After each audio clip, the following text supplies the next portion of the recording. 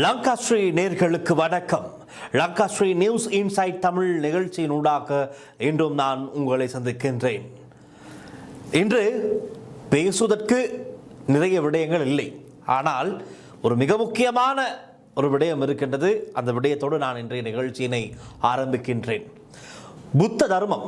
இந்த புத்த தர்மம் என்றாலே கருணை, அகிம்சை, மன உறுதி மற்றும் நல்வழியை போதிக்கின்ற ஒரு தர்மமாக இருக்கின்றது.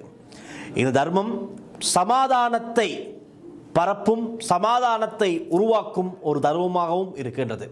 அந்த வகையில் இன்றைய தினம் அமெரிக்காவின் டெக்சாஸில் இருந்து வாஷிங்டன் வரை, அதாவது 2000 மைல்கள் கடந்து இன்று சமாதானத்துக்கான நடைபவனி என்று சுமார் 4 மாத காலமாக ஒரு நடைபவனி இடம்பெற்றிருக்கிறது. இந்த நடைபவனியை செய்தவர்கள் புத்த துறவிகள், அதாவது தேரர்கள். இவர்கள் எல்லாமே அமெரிக்காவில் இருக்கின்ற ஒவ்வொரு நாடுகளிலும் இருக்கின்ற அமெரிக்காவில் பௌத்த தர்மத்தின் அடிப்படையிலே சேவையாற்றுகின்ற துறவர வாழ்க்கை வாழுகின்ற தேரர்கள் நிறைய பேர், ஏராளமானோர் ஒன்றாக இணைந்து சுமார் 4 மாத காலமாக சமாதானத்துக்காக ஒரு நடைபவனியை செய்து வந்திருக்கிறார்கள். இன்று தான் அந்த நடைபவனி நிறைவு பெற்றிருக்கின்றது. எங்கு நிறைவு பெற்றது என்றால், வாஷிங்டனில் தேசிய தேவாலயம் ஒன்று இருக்கிறது. தேசிய தேவாலயத்தில் ஒரு சிறப்பு திருப்பலி, அதாவது கத்தோலிக்க ஆலயம், திருச்சபை. திருச்சபைக்கு தேரர்கள் எல்லோரும் அமைதியாக வரிசையாக வருகை தந்து அந்த கிறிஸ்தவ தேவாலயத்தில், கத்தோலிக்க தேவாலயத்திலே தான் ஒரு சிறப்பு திருப்பலியுடன் இடம்பெற்றிருக்கின்றது. அப்பொழுது அங்கு நடந்த மக்கள் சந்திப்பின் போது அங்கு இருக்கின்ற பிரதான மதகுரு, அதாவது அருட்தந்தை கூறுகிறார், பல வருட காலமாக நான் இந்த திருச்சபையில், இந்த ஆலயத்திலே சேவையாற்றுகின்றேன். ஆனால் இப்படி ஒரு அழகான காட்சியை நான் என்றுமே என்னுடைய வாழ்க்கையில் பார்த்ததில்லை என்று அந்த ஃபாதர் அவ்வளவு சந்தோஷமாக, பெருமையாக சொல்கின்றார். ஆகவே பாருங்கள், சமாதானத்துக்கான நடைப்பயணம் என்ற தொனிப்பொருளிலே இப்போது மிக முக்கியமாக அவர்களுடைய பிரதான நோக்கம் அமெரிக்காவிலே கடந்த சில மாதங்களாகவே கொஞ்சம் குழப்பம், பிரச்சனைகளாகத்தான் இருக்கின்றது. அந்த நாட்டுக்குள்ளேயும் பல போராட்டங்கள், அமெரிக்காவினால் பல உலக நாடுகளில் சண்டைகள், யுத்தங்கள், கலவரங்கள், அமைதியின்மையாக இருக்கின்றது. ஆகவே இதற்கெல்லாம் சமாதானம் தான் முடிவு என்று வலியுறுத்தும் விதமாக அமைதியாக, அகிம்சையாக தேரர்கள் எல்லாரும் சேர்ந்து மரியாதையாக நடந்து வந்தார்கள். இந்த விஷயம் அமெரிக்காவில் ஒட்டுமொத்த மக்களின் கவனத்தையும் ஈர்த்து சோசியல் மீடியாவில் எல்லாம் ரொம்ப வைரலாக ஒரு பேசப்பட்ட விஷயம்தான் இந்த சமாதானத்துக்கான அமைதி நடைப்பயணம். ஆகவே இன்று அது நல்லபடியாக நிறைவடைந்திருக்கின்றது. எந்த விதமான கூச்சல் குழப்பமும் இல்லை, ஆர்ப்பாட்டமும் இல்லை, அமைதியாக. அதுதான் இந்த தர்மம் எதை போதிக்கின்றது? கருணை, அன்பு, அமைதி, அகிம்சை, நல்வழி, இவற்றை தான் போதிக்கின்றது இந்த புத்த தர்மம். ரைட். அதன் அடிப்படையிலே உண்மையாக அவற்றை போதிக்கின்ற அந்த தேரர்கள் இன்று அவ்வளவு அழகாக உலகத்துக்கு ஒரு உதாரணமாக, முன்மாதிரியாக அந்த நடைப்பயணத்தை நடத்தி முடித்திருக்கிறார்கள். 4 மாத காலம், 2000 மைல்கள் என்றால் கிலோமீட்டர் கணக்கில் 3218 கிலோமீட்டர், சுமார் 3218 கிலோமீட்டர் அவர்கள் நடைப்பயணம் செய்து சமாதானத்தை வலியுறுத்தி இருக்கிறார்கள். ரைட். அது அப்படி இருக்க, இதை ஏன் நான் சொன்னேன் என்றால், இது நான் இந்த நிகழ்ச்சிக்கு தயாராவதற்கு ஒரு அரை மணி நேரத்துக்கு முன்பதாகத்தான் இந்த காட்சியில் எனக்கு கிடைத்த செய்தி. அப்பொழுது நான் நினைத்தேன், ரைட், பாருங்கள், வெளிநாட்டில் நடக்கின்றது அப்படியான நடைப்பயணம்.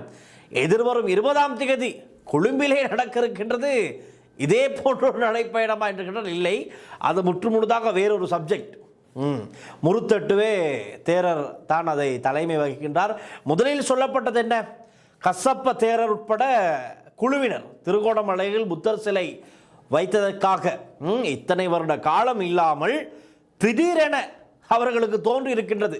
திருகோணமலையில் கடலோர பகுதியிலே புத்தர் சிலை இல்லாமல் இருக்கின்றது, ஆனால் ஒரு விகாரைக்கு சொந்தமான இடம், இப்பொழுது நாங்கள் கொண்டு போய் வைப்போம் ஒரு புத்தர் சிலை என்று இத்தனை வருட காலமாக இல்லாமல் இப்பொழுது அவர்களுக்கு நினைவுக்கு வந்து திடீரென்று ராவோடு ராவாக அவசரமாக, எங்கேயுமே அப்படி நடக்காது, அவசரமாக ஒரு புத்தர் சிலையை தூக்கி கொண்டு வந்து வைத்துவிட்டு அங்கு ஒரு மன ஓத வேண்டும் என்று நினைத்திருக்கிறார்கள். ஆனால் அவர்கள் சொல்வது என்ன? ஒரு புத்த துறவிக்கு, பௌத்தர்களுக்கு ஒரு புத்த நாட்டிலே ஒரு புது பிலிமை, அதாவது புத்த பெருமானுடைய சிலையை வைத்து வழிபட உரிமை இல்லையா என்று கேட்கிறார்கள். உரிமை இருக்கின்றது. உரிமை யார் இல்லை என்று சொன்னது? யார் பிரச்சனை பண்ணது? யாருமே பண்ணவில்லையே. நீங்கள் வைத்த நேரம் இரவு, வைத்த நாள் ஞாயிற்றுக்கிழமை. அப்படி இருக்கிற நிலையில், அதுவும் நீதிமன்றத்தில் ஒரு வழக்கு நடந்து கொண்டிருக்கின்ற இடத்திற்கு நீங்கள் சென்று இந்த புத்த சிலையை வைக்கின்றீர்கள். அதுவும் அவசர அவசரமாக, அதுவும் கொழும்பிலிருந்து ஒரு ஸ்பெஷல் டீம், சரத் வீரசேகருடைய டீம், ராவணாபாளைய என்ற ஒரு அமைப்பைச் சேர்ந்த பலரும் அதில் இருக்கிறார்கள். இவர்கள் எல்லாம் கடந்த காலங்களில் என்ன மாதிரியான அரசியல் செய்தார்கள், என்ன மாதிரியான பிரச்சனைகளுக்கு பின்னால் இவர்கள் பிரதானமாக இருந்தார்கள், யாருக்கு எதிராக குரல் எழுப்பினார்கள், செயற்பாட்டாளர்கள் என்பது நான் புதிதாக சொல்லி உங்களுக்கு தெரிய வேண்டியதில்லை. காரணம், தொடர்ந்து நாங்கள் இது சம்பந்தமாக பல செய்திகளில் பேசியிருக்கின்றோம். ஆகவே அது புது விடயம் அல்ல. ஆகவே இப்படியான ஒரு குழு திருகோணமலையில் அந்த கடலோர பகுதியில் விகாரைக்கே சொந்தமானது என்று ராஜபக்ச காலத்திலே விகாரைக்கென்று ஒதுக்கப்பட்ட ஒரு காணி என்று சொல்லப்படுகிறது. ரைட். ஆனால் இப்பொழுது அது அங்கே ஒரு ஜூஸ் பார் வைக்கப்பட்டிருக்கிறது. ஒரு ஜூஸ் பார். அந்த ஜூஸ் பாரை அகற்ற சொன்ன பிரச்சனையில் தான் இப்பொழுது சிலையை வைத்து இது விகாரைக்கு சொந்தமான இடம், அந்த ஜூஸ் பார் மூலமாக விகாரைக்கு பணம் கிடைக்கின்றது, அங்கு நடக்கின்ற வியாபாரம் எல்லாம் கிடைக்கின்ற சிறு சிறு தொகையெல்லாம் விகாரை நடத்தி கொண்டு செல்வதற்கு தான் உதவுகிறது. ஆகவே நாங்கள் விகாரைக்கு அந்த இடத்தை காப்பாற்றிக்கொள்ள ஒரு புத்தர் சிலையை வைப்போம் என்று, அது செய்வதற்கு ஒரு காலகட்டம் இருக்கின்றது, ஒரு மரியாதை இருக்கின்றது. இது எந்த விதமான மரியாதையும் இல்லாமல் அவசர அவசரமாக ஒரு பக்கம் போலீசார் புத்தர் சிலை பிடிக்க, மறுபக்கம் கசப்பத்தினர் உட்பட குழுவினர் பிடித்து இழுக்க, புத்தர் சிலை அங்கும் இங்குமாக தள்ளுப்பட்டு கொண்டு இருக்கின்றது. அந்த புத்தர் சிலைக்கான மரியாதையா இது? பொதுவான கேள்வி, பொதுவான கேள்வி. ரைட். இப்போது இந்த சமாதானத்துக்கான நடைப்பயணம் செய்த தேரர்கள் எல்லாம் இவற்றை பார்த்திருந்தால் அவர்கள் என்ன சிந்தித்திருப்பார்கள் என்பதுதான் எனக்கு சிந்தனைக்கு வருகின்றது. இன்னடப்பா, நாங்கள் இங்கு சமாதானத்துக்காக ஒரு நடைப்பயணம் செய்கின்றோம், அதுவும் 3218 கிலோமீட்டர் நடக்கின்றோம். அந்த நம்மளுடைய புத்த நாடு என்று சொல்லப்படுகின்ற, புத்த பெருமானுடைய காலடிப்பட்ட மண் என்று சொல்லப்படுகின்ற இலங்கையிலே புத்தர் சிலையை வைத்து பிரச்சனை செய்து கொண்டிருக்கின்றார்களே என்று உண்மையாகவே கவலைப்படுவார்கள். பாவம், அவர்கள் நேர்த்தியாக இந்த புத்த தர்மத்தை போதித்துக் கொண்டிருக்கின்றார்கள், மக்கள் மத்தியிலே கொண்டு போதித்துக் கொண்டிருக்கிறார்கள் அழகாக. ரைட். வலுக்கட்டாயமாக சென்று போதிக்கவும் இல்லை, வலுக்கட்டாயமாக சென்று புத்தர் சிலையை வைக்கவும் இல்லை. அமைதி, அகிம்சை, கருணை, நல்வழி, அமைதி, இப்படியான வழிகளிலே அவர்கள் அந்த மதத்தின் மகிமையை உலகுக்கு முன்னுதாரணமாக காட்டுகின்றார்கள். வரவேற்கத்தக்க விடயமாக இருக்கின்றது. கத்தோலிக்கர்கள், இஸ்லாமியர்கள் அனைவரும் அந்த நடைபவனியை வரவேற்கின்றார்கள். அப்படி ஏன் முடியவில்லை இந்த நாட்டில் இருக்கின்ற தேரர்களுக்கு என்பது தான் கேள்வி. ஏன் பிரச்சனையை வைத்துக்கொண்டு ஏன் முன்னகர்ந்து செல்கின்றீர்கள்? ஏன் பிரச்சனைகளை வைத்துக்கொண்டு பிரச்சனைகள் மூலமாக சமயத்தை போதிக்கின்றீர்கள்? பிரச்சனைகளை வளர்த்து கொண்டு ஏன் புத்தர் சிலையை வைக்கின்றீர்கள்? சாமானியர்களின் கேள்வி. ரைட். இதுதான் இன்று பிரச்சனையாக இருக்கிறது. நான் அடிக்கடி சொல்கின்ற விஷயம், இந்த நாட்டில் இனவாதம், மதவாதம் மிக பெரும் சாபக்கேடு. இந்த பிரதானமான இந்த ரெண்டையும் வைத்துக்கொண்டு நாட்டை யார் வந்தாலும் சரி செய்ய முடியாது. அது அனுரகுமார் திசாநாயக்க ஜனாதிபதிக்கே பெரிய பிரச்சனை, சவாலாகத்தான் இருக்க போகின்றது. அவர் நாட்டை கட்டி எழுப்ப வேண்டும், பழையவற்றை இல்லாமல் ஒரு புது யுகமாக மாற்ற வேண்டும் என்று என்னத்தான் எண்ணினாலும் இந்த இனவாதம், மதவாதத்தை வைத்துக்கொண்டு அவரால் கூட இது நடக்க முடியாது. அதற்கு பின்னர் யார் வந்தாலும் முடியாது, அது நிச்சயமாக சொல்லியாக வேண்டும். அப்படி பொழுது நேற்றைய தினம் இந்த கசப்ப தேரர்கள் எல்லாம் குழுவினர் நீதிமன்றத்திலிருந்து பிணையில் வெளியே வந்து விட்டார்கள். வந்ததுமே சொல்கிறார், இது சிங்கள ராஜ்யம், சிங்கள மக்களுடைய ராஜ்யம், பௌத்த நாடு, இதற்காக நாங்கள் தொடர்ந்தும் குரல் எழுப்புவோம், யாரும் எங்களை அடக்க முடியாது என்று சொல்லிவிட்டு அவர் பேருந்து ஏறி செல்கிறார். அதே போல 29 நாட்கள் எங்களை உள்ளே வைத்த அனுரகுமார் திசாநாயக்கவுக்கு நன்றி என்றும் சொல்லிவிட்டு அவர் செல்கின்றார். இன்று அவர் ஒரு ஊடக சந்திப்பை நடத்துகிறார். இன்று அவர் சொல்ற விஷயம், சிறைச்சாலைக்குள்ளே அவருடைய காவியுடை அவற்றை இஸ்லாமியர்கள் கழுவினார்களாம், தமிழர்கள், இந்துக்கள், ஏனையவர்கள் எல்லாரும் அவர்கள் உண்ண உணவை தேரருக்கு வழங்கினார்களாம். அவர் சிறைச்சாலைக்குள் எந்த விதமான இனவாத மதவாதமும் இல்லையாம். உண்மைத்தான், எங்குமே இல்லை. எங்க இருக்கின்றது? உங்களுடைய செயற்பாட்டில் என்பதை யாரும் மறந்து விடாதீர்கள். ரைட்? உங்களுடைய செயற்பாடுகளில் தான் அந்த இனவாத மதவாத பிரச்சனைகள் உருவாகின்றது என்பதை மறந்து விடாதீர்கள். ரைட்? இதை நான் தமிழில் சொல்கிறேன், என்ன செய்ய, நாங்கள் தமிழர்களே. இதை சிங்களத்தில் சொன்னால் சரி, அவருக்கு போய் சேரும். ஏதோ ஒரு வழியில் சென்று அவருக்கு இது காதில் பட்டாலும் பரவாயில்லை. நாங்கள் யாருக்கும் எதிராகவும் பேசவில்லை. நாங்கள் கேட்பது நல்லிணக்கம், சமாதானம்.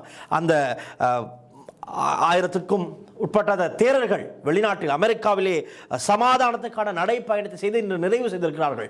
4 மாத கால நடைப்பயணம் அவ்வளவு அழகாக இருந்திருக்கின்றது சமாதானத்தை வேண்டி. ஆனால் இங்கு அதற்கான முயற்சிகளை யாரும் எடுப்பதாக தெரியவில்லை. இருக்கிறார்கள், ஆனால் அமைதியாக இருக்கிறார்கள். தேரர்கள், எல்லா தேரர்களும் இந்த மாதிரியானவர்கள் இல்லை. நிறைய தேரர்கள் கொழும்பிலே இருக்கின்றார்கள், இலங்கையில் பல பகுதிகளிலும் இருக்கிறார்கள் தேரர்கள். சரியான வழியிலே ஏனைய சமயத்தவர்கள், ஏனைய மொழி பேசுபவர்களை மதித்து அவர்களுக்கும் இந்த நாட்டிலே எல்லா உரிமையும் இருக்கின்றது. ஒரு பௌத்தராக புத்த தர்மத்தை வழிபடுகின்ற எங்களுக்கு என்னென்ன உரிமை இருக்கின்றதோ அதே உரிமை சக மனிதர்களாக அவர்களுக்கும் இருக்கின்றது என்று நினைக்கின்ற பல தேரர்கள் இலங்கையில் இல்லாமல் இருக்கின்றார்கள். ஆனால் ஒரு சில தேரர்கள் அரசியல் சாயத்தில் முக்கிய எடுக்கப்பட்டவர்களாக, அரசியல் சாயத்திலே முக்கிய எடுக்கப்பட்டவர்களாக அவர்கள் செயற்படுவதன் காரணமாகத்தான் பல்வேறு பிரச்சனைகள், கான்ட்ரோவர்சி உருவாகி கொண்டே இருக்கின்றது, சர்ச்சைகள் உருவாகி கொண்டே இருக்கின்றது, பிரச்சனைகள் உருவாகி கொண்டிருக்கின்றது. இறுதியில் கலவரங்களாக வெடிக்கின்றது, யுத்தங்களாக மாறுகின்றது. இதுதான் உண்மை. உலகத்திலே இதுதான் சிஸ்டமாக இருக்கின்றது. ரைட்? ஆகவே இவற்றை சரி செய்ய வேண்டியது ஒவ்வொரு தேரர்களுடைய கடமை. ஆகவே இன்று கசப்ப தேரர் அப்படி ஒரு விடயத்தை குறிப்பிட்டிருந்தார். தொடர்ந்தும் குரல் கொடுப்போம், ஒரு பௌத்தவர்கள் உரிமைகளுக்காக குரல் எழுப்புவோம் என்று கூறினார். எழுப்புங்கள். பௌத்தர்களுக்கு உண்மையாகவே பிரச்சனை இருந்தால் எழுப்புங்கள்.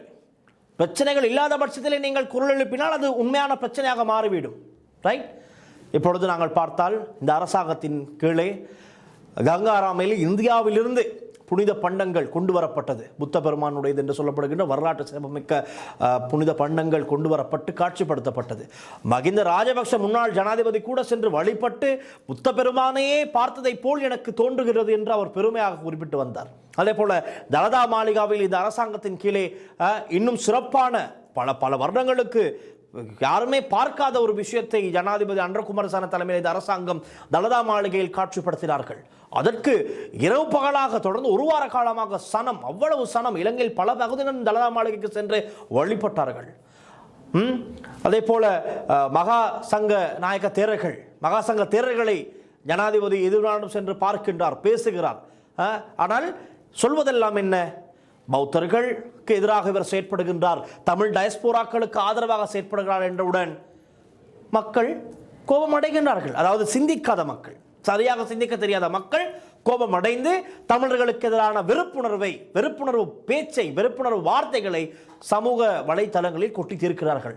அதை பார்க்கின்ற தமிழர்கள், சிங்களம் தமிழர்கள் அதற்கு எதிராக ஒன்று பேச முற்படும் போது அங்கு ஒரு பிரச்சனை ஏற்படுகிறது. ஆகவே விமல் ரத்னக்கு சொன்னார், தெற்கில் இருக்கின்ற இனவாதிகள், வடக்கில் இருக்கின்ற இனவாதிகள் இப்படி மாறி மாறி அடுத்து கொண்டால் நாட்டில் என்றுமே சமாதானம் உருவாகாது, நல்லிணக்கம் உருவாகாது, எதுவுமே செய்ய முடியாது. ஆகவே அப்படி செய்பவர்கள், இந்த பிரச்சனைகள் உருவாக்க முயற்சிப்பவர்கள் நீங்களாக நிறுத்திக் கொள்வது நல்லது, அல்லது நாங்கள் நிறுத்துவோம் என்ற மாதிரி சொல்லியிருக்கின்றார்.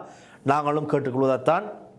எங்குமே இந்த இனவாத மதவாதத்தை வைத்து இனியும் நாட்டை நாசம் செய்ய முயற்சிப்பவர்களை சட்டத்தின் முன் நிறுத்துங்கள், சட்டத்தின் முன் கொண்டு வாருங்கள். காரணம், நாடு நல்ல நிலைக்கு செல்ல வேண்டும், நாட்டில் நாமும் நம்முடைய அடுத்த தலைமுறையினரும் நன்றாக வாழ வேண்டும் என்று எண்ணி கனவு கண்டு கொண்டிருக்கின்ற பல லட்ச குடும்பங்கள் இலங்கையிலே வாழ்கின்றார்கள். ரைட்? அரசியல் தேவையில்லை, அதுவும் சாக்கடை அரசியல் தேவையே இல்லை, மதவாத அரசியல் தேவையில்லை, இனவாத அரசியல் தேவையில்லை, மொழிவாத அரசியல் தேவையில்லை. எங்களுக்கு நாடு நன்றாக இருக்க வேண்டும், நாட்டில் வாழ்கின்ற நாங்கள், எங்கள் குடும்பங்கள் நன்றாக இருக்க வேண்டும் என்பதுதான் பலருடைய எதிர்பார்ப்பாக இருக்கின்றது, கனவு ஆசையாக இருக்கின்றது. ஆகவே அதற்கான வழி உருவாகுமா இல்லை என்று பார்க்கலாம். எதிர்வரும் 20ஆம் தேதி நடக்கவிருக்கின்ற அந்த தேர்தலுடைய முதலாவதாக அது இவர்களை விடுதலை செய்வதற்காக வலியுறுத்தப்படுகின்ற ஒரு ஆர்ப்பாட்டமாகத்தான் ஆரம்பிக்கப்பட்டதாக சொல்லப்பட்டது. ஆனால் இப்பொழுது இது மாறி இருக்கின்றது, அது ஆர்ப்பாட்டம் அல்லவாம். இன்றைய தினம் உருத்தெட்டுவே தேரருடைய தலைமையில் ஒரு உலக சந்திப்பு நடந்தது. அந்த சந்திப்பில் சொல்லப்பட்டது, இது எந்த விதமான அரசியல் கட்சிகளுக்காகவும் செய்யப்படும் ஒரு பேரணி அல்ல, இது ஒரு மாநாடு நடக்க போகின்றது. இதில் எல்லா மதத்தினரும் நாட்டில் வாழ்வதற்கு பாதுகாப்பாக வாழ்வதற்கான விஷயங்கள் பேசப்படுவதற்காகத்தான் ஒரு மாநாடு. ஆகவே இதில் ஜனாதிபதியும் அழைத்திருக்கிறார்களாம். இப்பொழுது அவர் இன்றைய சொல்கிறார், ஜனாதிபதியும் அழைத்திருக்கிறார், அவர் வருவாரோ இல்லையே தெரியாது, ஆனால் வந்தால் சிறப்பு. எல்லோருக்குமான ஒரு பொதுவான மாநாடாக இருக்கும். முக்கியமாக பௌத்த மதத்திற்கு யாரும் எதிராக செயற்பட முடியாது, அதை பாதுகாப்பதற்கான வழிமுறைகள் என்ன என்பதை வெளிப்படுத்தும் ஒரு நோக்கமாக அந்த மாநாடு அமையும் என்று குறிப்பிட்டிருக்கிறார்கள். ஆகவே அதையும் நாங்கள் 20ஆம் தேதி பார்க்கலாம். ரைட். அதனோடு இன்னொரு வீடியோ எனக்கு கிடைத்தது. ஒரு சிங்கள பெண்மணி நாமல் ராஜபக்சவை போட்டு கிளி என கிழிக்கிறார். அதாவது இவர் வெளிநாட்டில் இருக்கிறார் நினைக்கின்றேன். அவருடைய வீடியோ பதிவோடு நான் இன்றைய இந்த நியூஸ் இன்சைட் நிகழ்ச்சியை நிறைவு கொண்டு வருகின்றேன். என்னவென்றால் அவர் சொல்வதைத்தான் நான் இறுதியில் அந்த வீடியோவை நீங்கள் ஃபுல்லாக கேட்கலாம் முழுவதுமாக. அவர் என்ன சொல்கிறார் என்றால், நாமல் தற்போது கடும் பயத்தில் உள்ளார். அவருடைய காட்சட்டைகள் ஈரமாகிவிட்டது. இலங்கை 2021 சோம்பியாவை போல் மாற்றி இந்த நாட்டுக்கென்று இருந்த பெருமையை கௌரவத்தை இல்லாதொழித்து இந்த உலகத்துக்கே, முழு உலகத்திலே பல நாடுகளுக்கு $51 பில்லியன் கடனை உருவாக்கிவிட்டு தலைமறைவாகி சென்ற ராஜபக்ச குடும்பத்தின் மகன் நீங்கள். மூத்த மகன். இந்த நாட்டில் கரப்ஷன் டைம்லைனை எடுத்து பார்த்தால் 2010 இதுவரை 90% ஊழல் செய்தது இந்த ராஜபக்ஷ குடும்பமும் அந்த குடும்பத்தை சுற்றியுள்ள அரசியல் மிருகங்களும் தான். நாட்டில் விக்ரமசிங்க மற்றும் பிரேமதாச பரம்பரையும் அதில் உள்ளடங்குவார்கள். இந்த நாட்டை பொருளாதார ரீதியாக கொலை செய்த வேறு யாரும் எந்த குடும்பமும் இல்லை. ஒரே குடும்பம் ராஜபக்ஷ குடும்பம் தான். $51 மில்லியன் அமெரிக்க டாலர்கள் கடன் எப்படி உருவானது? 2010 2015 வரை உன் தகப்பனுடைய, அதாவது ராஜபக்சக்களுடைய காலத்திலே இந்த நாட்டுக்கு கிடைத்த அனைத்து நன்கொடை நிதிகளும், அதாவது யுத்தத்திற்கு பிறகு நாட்டுக்கு கிடைத்த நிதிகள், அதே போல விடுதலை புலிகள் இயக்கம் அவர்களிடமிருந்த பணம் மற்றும் சொத்துக்கள், இவை அனைத்துக்கும் என்ன நடந்தது? இவை அனைத்தும் யாரிடம் சென்றது? உலக நாடுகள் நாட்டுக்கு உதவுவதற்காக வழங்கிய பணம், இயக்கத்திடமிருந்த சொத்துக்கள், பணம் எல்லாம் எங்கு சென்றது? யார் எடுத்தார்கள்? யாரிடம் இருக்கின்றது என்ற கேள்வியை அந்த பெண்மணி எழுப்பி இருக்கின்றார் அந்த வீடியோவிலே. அது மாத்திரமல்ல, மேலும் அவர் கூறுகையில், இது ஒரு பாரிய பிரச்சனை, அவற்றுக்கெல்லாம் என்ன ஆனது என்று தெரியாதது ஒரு பாரிய பிரச்சனை. விடுதலை புலிகள் இயக்கத்திடம் இருந்த 12 விமானங்களுக்கு என்ன ஆனது? அது நாட்டுக்கு ஒரு சில பிரச்சனைகளால் கொண்டு வராமல் இருந்தது. இந்த நிலையில் பல விமானங்களுக்கு என்ன ஆனது என்று இன்று வரை தெரியவில்லை. அது எங்குள்ளது என்று தெரியவில்லை. அதே போல பல கப்பல்கள் மறைக்கப்பட்டு இன்றும் கப்பல் போக்குவரத்து வர்த்தகத்திலே ஈடுபடுத்தப்பட்டு வருகிறது ரகசியமாக. அதிலிருந்து பல வருவாய்கள் நாட்டுக்கு ஒரு தரப்புக்கு ரகசியமாக எடுத்துக் கொண்டிருக்கின்றார்கள். அது மாத்திரமல்ல, எல்டிடி இயக்கத்துக்கு புலம்பெயர்ந்தவர்களால் அவர்களுக்கு அனுப்பப்பட்ட பணம், அவற்றுக்கெல்லாம் என்ன ஆனது? அதே போல அவர்களிடம் இருந்த தங்க நகைகள், கோவில்கள் இருந்த நகைகள், வீடுகள் இருந்த நகைகளுக்கெல்லாம் என்ன ஆனது? அவற்றை யார் எடுத்தார்கள்? அது மாத்திரமல்லாமல் மேலும் 2021 பெண்டோரா பேப்பர்ஸ் மூலம் இலங்கையில் ஊழல் மோசடிகளில் சம்பந்தப்பட்டவர்களில் பெயர்களும் குறிப்பிடப்பட்டிருந்தது. அதிலும் ராஜபக்சகளின் பெயர்கள் தான் பிரதானமாக குறிப்பிடப்பட்டிருந்தது. நிருபமா ராஜபக்சவின் பெயரால் பிரதானமாக இருந்தது. தாத்தா காலத்திலிருந்து கொள்ளையடிப்பவர்கள் இந்த ராஜபக்ஷ குடும்பம். நிருபமா ராஜபக்சவின் கணவர் தமிழர், அவர் ஒரு வியாபாரி என்று சொல்லி என்னென்ன நீங்கள் செய்தீர்கள்? நிருபமா ராஜபக்ஷ உட்பட அனைவருமே வெட்கப்பட்டு தலை குனிய வேண்டும். நாமல் இந்த நாட்டில் அரசியலை அருவருக்கத்தக்கதாக மாற்றியது உங்கள் குடும்பம்தான். நாமல் உன் அத்தையிடம் பில்லியன் கணக்கான சொத்து உள்ளது. அனைத்துமே ஆஃப் ஷோர் கம்பெனிஸ், அதாவது வரி குறைவாக செலுத்தப்படுகின்ற கம்பெனிஸ். அதைத்தான் உங்கள் அத்தை குடும்பம் நடத்தி கொண்டிருக்கின்றது. இதெல்லாம் எப்படி அவருக்கு வந்தது என்று கேட்டதும் கணவர் உழைத்தது என சொல்லிவிட்டு நாட்டிலிருந்து தப்பி சென்று தலைமறைவாகிவிட்டார். என்ன ஒரு பிச்சைக்காரத்தனமான குடும்பம்! பார்லமென்றில் எல்லா கொடுப்பனவுகளையும் பெற்றுக்கொண்டும் இவ்வளவு திருடியுள்ளீர்களே, வெட்கக்கேடு. சரியாக சொல்ல போனால் நீங்களாகவே ஜம்பரை அணிந்து கொண்டு சிறைக்குள் சென்றுவிட வேண்டும். நீரும் உமது அம்மாவும் ராஜபக்ச குடும்பத்தில் யாருக்கும் வெளியே இறங்கி செல்ல முடியாது, தலை காட்ட முடியாது. ராஜபக்சக்கள் என்பது மூளை இல்லாத, படிக்காத, எந்த ஒரு ஒழுக்கம் இல்லாத காட்டுவாசிகளைப் போல் அரசியல் செய்கின்ற ஒரு கூட்டம் தான் நீங்கள் என்று அந்த பெண் அந்த வீடியோவிலே குறிப்பிட்டிருக்கிறார். மேலும் அவர் தெரிவிக்கையில், ஆனால் கொள்ளை அடிப்பது, ஊழல் மோசடி செய்வது, சண்டித்தனம் காட்டுவது, பாதாள நடவடிக்கைகள் என எல்லா அழுக்கு போக்கு வேலைகளையும் செய்வதில் பிரதானமாக இருப்பது ராஜபக்ஷ குடும்பம் தான். இந்த மாடர்ன் சமூகத்தில் நீங்கள் மக்களால் நிராகரிக்கப்பட்டு ஓரமாக்கப்பட்டுள்ளீர்கள். அதனால் தான் எங்கு சென்று பேசினாலும் யாரும் கணக்கெடுப்பதே இல்லை. நாமல் மோட்டுத்தனமாக பேச வேண்டாம், எந்த விதமான கேள்விகளை கேட்கவும் வேண்டாம். நாமல் என்பிபி அரசை நாட்டு மக்கள் ஆட்சிக்கு கொண்டு வந்ததன் பிரதான காரணம் ராஜபக்சக்களை சிறையில் அடைக்க வேண்டும் என்று தான். இன்னமும் ராஜபக்ச குடும்பத்தில் யாரும் சிறைக்கு செல்லாதனால்தான் என்பிபி அரசாங்கத்தின் மீதும் இன்று மக்கள் பல விமர்சனங்களை முன்வைக்கின்றார்கள். ஆனால் அது எல்லாமே நடக்கும் என்ற எதிர்பார்ப்பு நம்பிக்கை இருக்கின்றது. மீண்டும் என்பிபி அலைவரும் உங்களை உள்ளே போட்டுவிட்டுத்தான் இந்த நாட்டில் எல்லாமே நடக்கும். நீயும் உள்ளே வருவாய், உன் அம்மாவும் உள்ளே வருவார், உன் பின்னால் ஆடும் தேரர்களும் வருவார்கள். ஆகவே எதிர்பார்த்து காத்திரு என்று அந்த பெண் தொடர்ந்தும் அந்த வீடியோவிலே பேசியிருக்கின்றார்.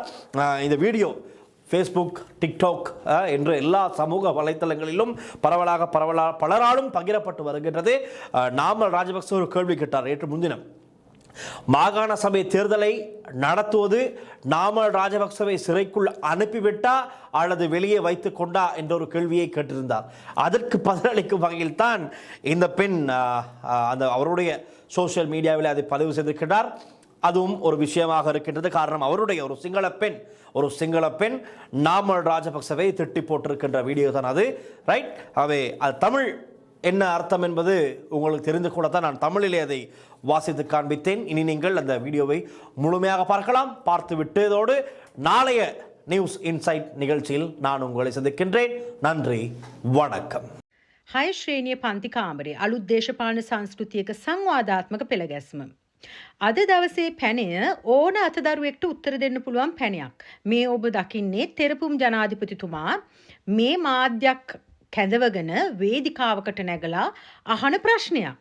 සාමාන්‍යයෙන් පොඩි දරුවෙක්ගෙන් ඇහුවොත් කන්න කලින් දත හොදන්නේ කෑවයින් පස්සේද? වැසිකිළියට යන්න කලින් දත හොදන්නේ නැත්නම් වැසිකිළියට ගියාම පස්සේද? ඕන පොඩි එකට කියන්න පුළුවන්. ඊට වඩා ලේසියෙන් උත්තර දෙන්න පුළුවන් ප්‍රශ්නයක් මේ මිනිස්සයා අහනවා. ඉදු කරන්න ඕනේ මාව හිරේ දාලා ඡන්දයට යනවද? එහෙම නැත්නම් ඊට කලින් ඡන්දයට යනවද කියලා. මේ මිනිස්සයා දැන් ඉන්නේ සුළුදිය පහ වෙලා. පන බයේ ඉන්නේ.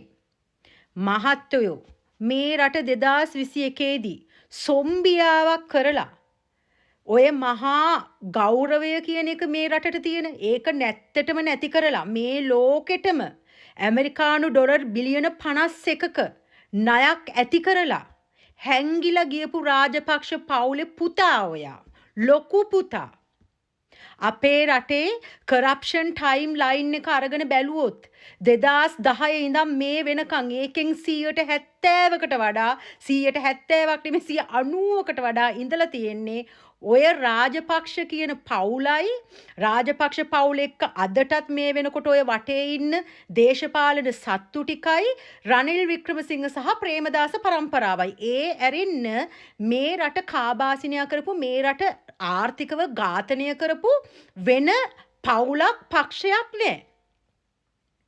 බිලියන 51ක් ලෝකෙට ණය කරා. හැබැයි මේ බිලියන 51 ණය වුණේ කොහොමද? 2010 ඉඳන් 2015 වෙනකම්.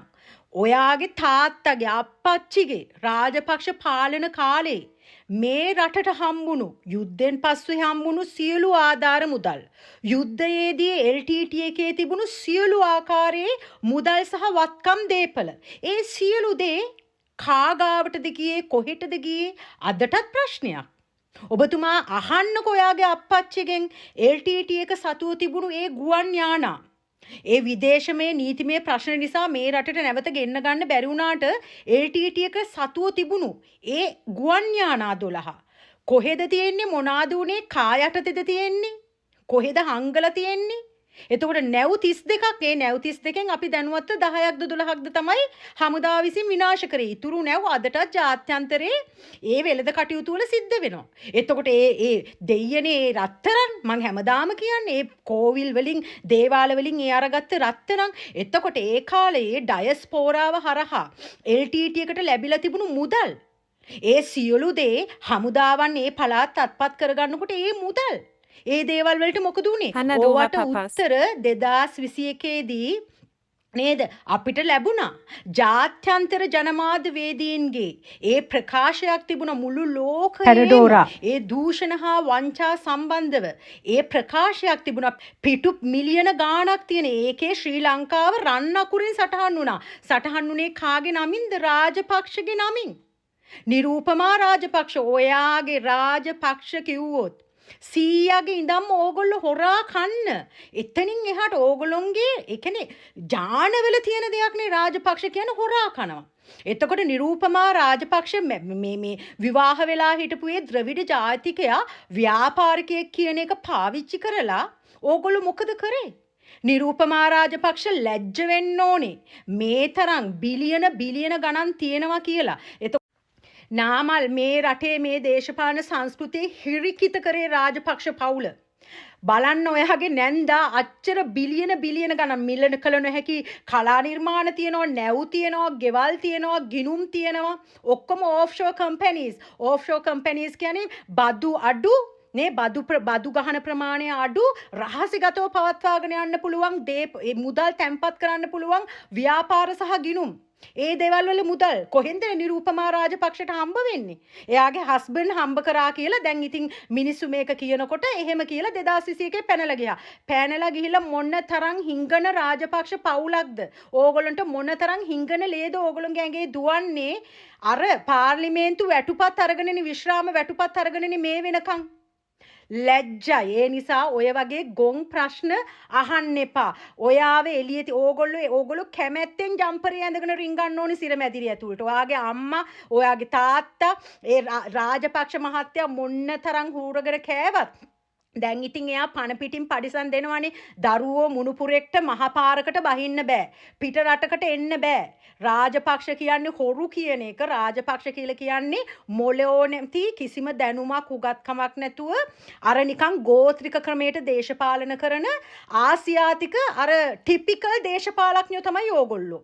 හරිද? හැබැයි හොරා කෑම, වංචාව, දූෂණය, මැරබලය, පාතාලේ තනිකර මසාලා චිත්‍රපටිවල ඉන්න අර දැක්කම අප්‍රසන්න චොර දේශපාලන සංස්කෘතිය ඇතුලේ ලොකුවටම ඉහළින් ඉන්න ඕගොල්ලෝ. දැන් මේ මොඩර්න් සොසයිටි එකෙන් ඕගොල්ලෝ කොන් වෙලා චොර වෙලා පැත්තකට විසික්කලා තියෙන්නේ. ඒකනේ පාර්ලිමේන්තුවට ගිහිල්ලා ඔයා කතා කරනකොට උනත් ඔයා නිකන් කොන් වෙලා යන්නේ. ඔයා ඇද්ද වෙලා කොන් වෙලා යනවා. නේද? ඉතින් ඒක නිසා නාමල් ඔයගේ ගොන් කතා අහන්න එපා. මාලිමා රජයේ පිහිටුවෙම ඕගොල්ලෝ මොනව දේ කරත් කමන්නේ නොකලත් කමක් නැහැ. රාජපක්ෂලව හිරේ දාන්න කියලා. අදටත් මිනිස්සුන්ට යම් ප්‍රමාණයක නොවිසිලිමත් කමක් තියෙනවා නම් රජයත් එක්ක අපහැදිලි කමක් තියෙනවා නම් මේ රජයේ දූෂණයක් කරලවත් වංචාවක් කරලවත් රටේ සාමාන්‍ය ජනයාට පුරවැසියාගේ ප්‍රශ්න වලට උත්තර නොදෙන නිසාවත් ආර්ථික සංවර්ධනයක් නොකරන නිසාවත් එහෙම දේවල් නිසානේ මේ අදටත් ඕගොල්ලෝගේ රාජපක්ෂ කියලා ගෑවිච්ච එකෙක්වත් සදාකාලිකව ඇතුළට අවුරුදු 10-15කට දාලා නැති නිසා. අන්න ඒක නිසා තමයි මේ වෙනකොට හරි යම් ප්‍රමාණයකින් මාලිමා රජය ගැන මිනිස්සුන්ට යම් කලකිරීමක් තියෙන්නේ. හැබැයි ඒ සියලු දේ ආයි මේ මාලිමා රැල්ල එනෝ නිකන් සුනාමිය වගේ. ඕගොල්ලෝ පෙළට යන්න පටන් ගත්තම දැන් ඔයා මරු කියවනවා. ඔයා අහපු ප්‍රශ්න දෙකකට මම උත්තර දුන්නා. ඔයාව ඇතුළට දාලාද ඡන්දෙ තියන්නේ? අනිවාර්යෙන්ම ඔයාවට එළියේ ඉන්න හම්බ වෙන්නේ නැහැ. ඔයා විතරක් නෙමෙයි තනියට ඔයගොල්ලෝගේ හොරා කාපු රාජපක්ෂ සහ අනිකුත් සියලුම අය පෙළට නම් කියන්න ඕනේ. අපි ඕන තරම් අපි කියනවනේ පෙළට එමින් ඉන්නවා. අම්මා ඉතින් මිනිමෙරු නඩුවකටත් එනවා.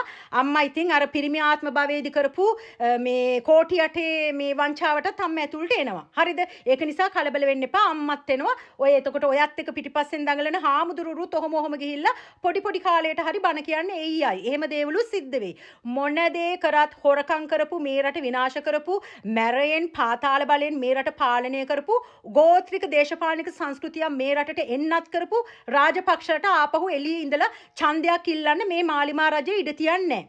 මේ අවුරුද්ද අවසාන වෙනකොට යම් ප්‍රමාණයකින් මිනිස්සුන් මේ බලාගෙන ඉන්නවා කලකිරිලා ඉන්නවා රාජපක්ෂලා තාම ඇතුළට ගියේ නෑ කියලා. ඔන්න ඔය දේත් ඉටුණයින් පස්සේ මේ කරගෙන යන වැඩ කටයුතු වල ප්‍රතිඵල සාමාන්‍ය ජනතාවට මේ රජයේ තියෙන යහපත් ආර්ථික සංවර්ධනයන් සමාජීය දේශපාලනික වෙනස්කම් වල ප්‍රතිඵල මේ රටේ මිනිස්සුන්ට ලැබෙන්න ගත්තහම නාමල් ඒ එන්නේ මාලිමා රජයේ සුනාමි රැල්ල. එතකොට ඕගොල්ලෝ ගහගෙනම යනවා. ඒ නිසා ඔයගේ මෝඩ ප්‍රශ්න අහන්න එපා. FCID එක ඇති කරාට අපි ස්තුතිවන්ත වෙනවා. FCID එකට බල කරලා ඒ නිලධාරීන්ට ඕගොල්ලන්ට විරුද්ධව නඩු දැම්ම එක සාධාරණයි. ඒකට සාධනීය හේතු තියෙනවා. ඒ නිසා ඒක දේශපාලන පරිගැනීම් කියලා කෙබර ඇදලා තව චොර වෙන්න එපා. තෙරපි බොරු කියලා ඔයා දැන් නිකන් ඇද්ද වෙලා බොරු කියනකොට අපිට ඒක හොඳටම තේරෙනවා. මේ රටේ මිනිස්සු 2015 පෙබරවාරි මාසේ රනිල් වික්‍රමසිංහ සහ මෛත්‍රීපාල සිරිසේනට ඒ රජයට බල කරේ ඇයි අපිට FCID එකක් ඕනි කියලා. Financial Crimes Investigation Division. ඒ වෙනකන් අපිට තිබුණේ CID එක විතරයි. Crime Investigation Department එච්චරයි. නමුත් මූල්‍ය අපරාධ හා විමර්ශන ඒකකයක් අවශ්‍ය වුණේ රාජපක්ෂ කියන මේ හොර පවුල අපේ රටේ පාලන බලයට ඇවිල්ලා පාලනය කරපු නිසා. සියලු රජයේ ව්‍යාපෘති වලින් සියලු රජයේ දේපල අයථා විදිහට කල්ලියක් හැදිලා මේ රට හූරගෙන කාපු නිසා ඒක නිසා ඔයා ඒ අහපු ප්‍රශ්න වලට මම නැවත වීඩියෝ එකකින් උත්තර දෙනවා. ඔයා පුදුම විදිහට කතා කරනවානේ ඇයි FCID එක ඇයි CID එක ඔය වගේ දේවල් ඇයි ඒ FCID එකේ බලධාරීන්ට බල කරේ ඒ දේවල් මම ඊළඟ වීඩියෝ එකෙන් කතා කරනවා. ඒ නිසා ඔයා දැන් මරබියට වේදිකාවල් වල නැගලා කතා කරන්නේ බූමරෑන් එකක් වගේ. ඔයා විසික් කරන වචන ඔයාටම ඇවිල්ලා බෙල්ල කැපිලා යනවා. ඒ නිසා පරිස්සමින් කතා කරන්න.